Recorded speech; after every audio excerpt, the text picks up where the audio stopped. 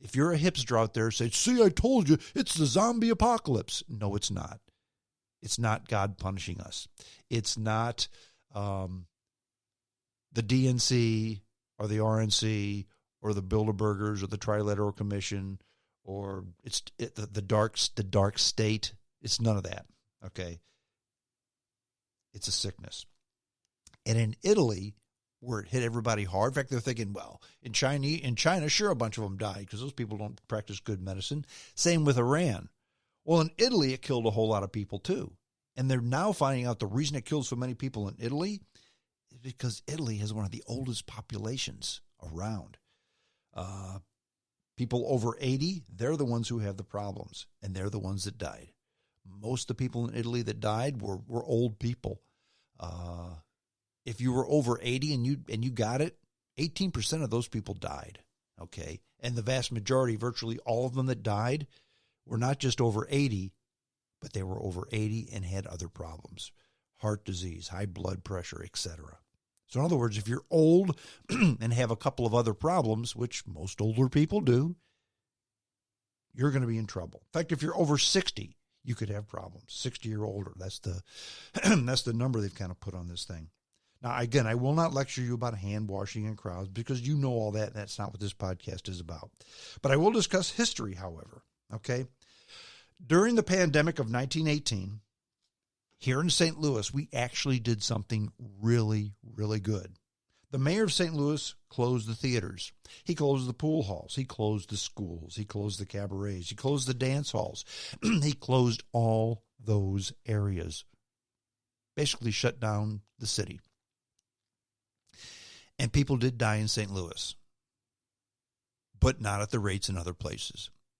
What we did here in St. Louis, we took a page out of what they didn't do in Philadelphia. In Philadelphia, they didn't do anything, and people died in droves.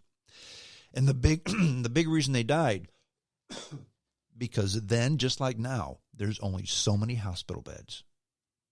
And if you're sick and don't have a hospital bed, you're not going to get treatment. If you don't get treatment, your lungs fill up with fluid and you die. Okay? The term that everybody's using now, all the smart people, okay, is flatten the curve. And that's what they're trying to do, is flatten the curve. Now, what does that mean? Basically, they're saying, look, this thing's here. We're going to get it. A whole bunch of people are going to get it. Now, what we need to do is make sure that we all don't get it at the same time. Because if you get it and you're sick, but not dehydrated or having trouble breathing, you stay home, you chill, and it passes. Just like a flu bug with most people. Now, if you can't breathe, if you become dehydrated, you have to go to a hospital. Folks, there's less than 100,000 ICU beds in this country. Many cities don't have 10,000 beds in them, period. Those beds are basically full now, or at least nearly full now, just with people who get sick from regular things. I heard somebody say, well, 10,000 beds, so 10,000 people get sick and they go to the hospital. People get sick with stuff other than COVID-19, folks. Forget about how many beds we have. Let's look at how many open beds we have, because people are going to get sick with other stuff. Just because we have COVID-19 doesn't mean you're not going to get sick with other stuff. People still break their legs. People still get cancer. People still have heart attacks. People still have strokes, okay? People still fall down and get hurt. They're still in auto accidents. That's what hospitals are normally full of. They're still going to be full of that. And then you have the extra COVID-19 people. If you flatten the curve, if less people get sick at the same time, they can be treated. In other words, you're not going to stop this thing until they find a vaccine. And they're not going to find a vaccine anytime soon. Bottom line is, you need to do what you can to make sure that not so many people get sick all at the same time. Now, you may say to yourself, well, back in the cowboy days in 1918 when they had the Spanish flu pandemic, they didn't have modern medicine like we have today. And that's true, by the way. That's very true. But remember what I said about who this affects. It affects the old people, okay? Today, there are 10 times more people over the age of 65 than we had back then. There are 30 times more people over the age of 85 than we had back then. 30 times, okay? So if it affects the old and the infirm, and we have more old and infirm people around, that could be a big deal. And again, there's so many beds. That's it. Italy, it's not China. It's not Iran. It's a first world country, a very modern country. It spiked in India, in Italy, because they didn't take precautions, okay? And the Italians are funny that way. An article I read said basically Italians tend to thumb their nose at society, at government. The government tells you to do things, they give them the middle finger. Well, they did that, and they're paying the price. In fact, in Italy, ventilators are being rationed. Think about that.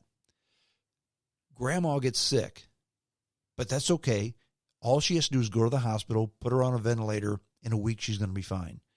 They tell you, we don't have a hospital bed, and we don't have a ventilator, so grandma dies. That's what can happen if you don't flatten the curve. Because there's so many beds. That's it. And this isn't a hype, folks. This is fact. These are facts. Again, I didn't get this off of InfoWars. I got this information off of authors with doctor, professor, or historian before or after their name. Okay, these are the facts. It's not hype. Now, the same people may say, well, we don't know how this is going to turn out, but we can make it better by doing this, this, and that. So if the doctors don't know how things are going to turn out, but if you can lessen your chances by doing this, this, and that, why wouldn't you do it? It's like, why would you drive a car without a seatbelt on? Okay, why would you do that? Nobody does anymore. I guess some people do, but most people just wear a seatbelt because it's a smart thing to do. Same thing here. Okay, that's part one of the podcast. Now we've talked about how this is going to affect people, but how is it going to affect things long term? Because remember, I told you I'm going to talk about how this affects our life or will affect our life months, even years into the future. And it's going to change everything. I'm not sure how much, but it will change anything. The economy is going to take a dump. Okay. In fact, it kind of already has, but it's going to be temporary. Okay. I don't think this is going to be a big deal for a long time. There's other problems in the economy. Stocks were already overpriced. There's a big problem with oil, with Russia and the Saudis having a fight, which is why gasoline down the street for me is $1.89 a gallon. So there's good and bad to that. But it will affect everybody, and it will affect how we go about our daily lives after this is all come and gone. The doctors will find a vaccine, we'll be vaccinated, and then we'll move on. But things will have changed because today everyone wears a seatbelt, okay? Almost everybody. Kids sit in car seats. We wear helmets when we ride a bicycle. Nobody smokes indoors. Remember when you were a kid and you'd go to a family function, everybody just chain smoked at the table and you couldn't see through the room? Nobody does that anymore. We don't poke anything that moves without wearing a condom, okay, because of the AIDS epidemic. That's what I mean by things are going to change. Because things are not anything like they were 20, 30 years ago, okay? They're different. All those things are different. And that's the change I'm talking about. During this week's trip to the East Coast, it's going to be my last one for quite a while, okay, for a couple of reasons. In fact, for the only two reasons that matter. Number one, I don't want to be on a crowded plane with sick people. Number two, my customers don't want to see me. It's kind of a no-brainer. If I don't want to go and they don't want to have me there, it ain't going to happen, okay? They don't want me in their plants. A lot of them have said, nope, we don't. Not only would we rather you not come, but you can't come here. We're not seeing people anymore. If you don't work for us, we're not seeing you unless it's an emergency, okay? Now, of course, this will blow over and a vaccine will be found and business as usual will continue. Or will it? Let me ask a question, okay? And again, I'm asking questions here and making conclusions based on fact. What if after 2, 4, 6, 8 months, we find that business has operated just fine without frequent sales calls, without frequent visits, without people from the home office coming to visit the satellite plants, without people from the satellite plants coming to the whole home office for a week's worth of meetings? All that's been canceled. What if after 2, 4, 6, 8 months, we find that, business operated just fine without these frequent meetings, frequent sales calls, everybody coming to the home office or satellite offices? Things operated just fine. And by the way, we didn't spend that money. And while business was down, so were our expenses. In fact, what if businesses find that they can save a whole lot of money if they cut way back on business travel? And what if the people who are doing that business travel start thinking, what was I thinking? 1, 2, 3 times a month, I'd get into a jam-packed can where everybody's breathing the same bad air and flying someplace, being uncomfortable for 1, 2, 3 hours, 4 hours if you're going to the coast, and then getting off and being sick. What was I thinking? That was ridiculous. What if people start thinking that way? Because people always think differently. One thing that always is consistent is change, okay? If people cut back on business travel like that, I'm going to tell you exactly what's going to happen. Business travel drives the travel industry. It does. The family going to Disney World once every 3 years does not drive the travel industry. Business travel drives the travel industry. Airlines, hotels, car rentals, restaurants. Many will suffer and many will just close down. Now, no one's going to Morton's Steakhouse on a Thursday night unless it's for business.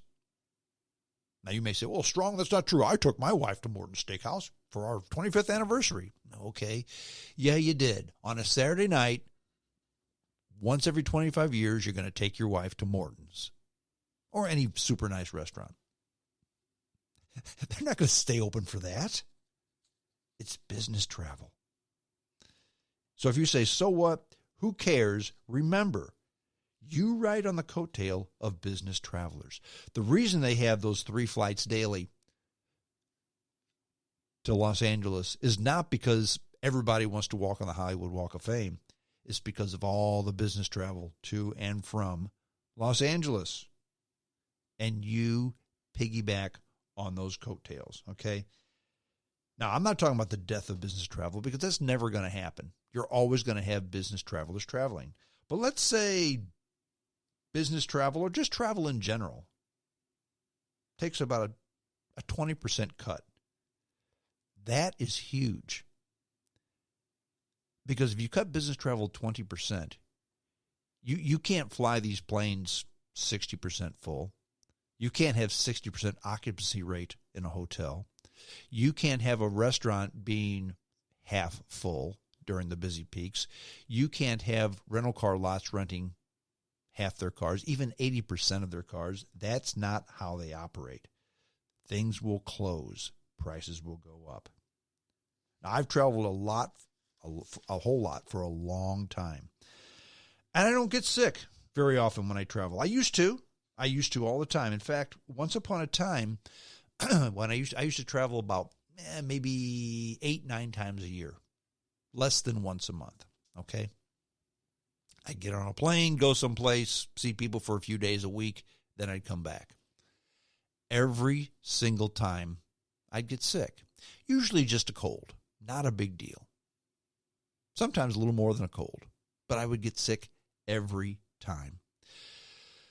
But after I started doing this for a while, I stopped getting sick.